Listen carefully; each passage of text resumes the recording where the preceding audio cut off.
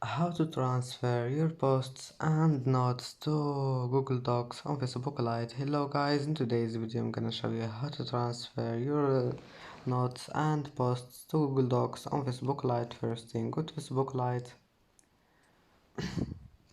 click these three lines in the top corner and go down, click settings and go down again until you find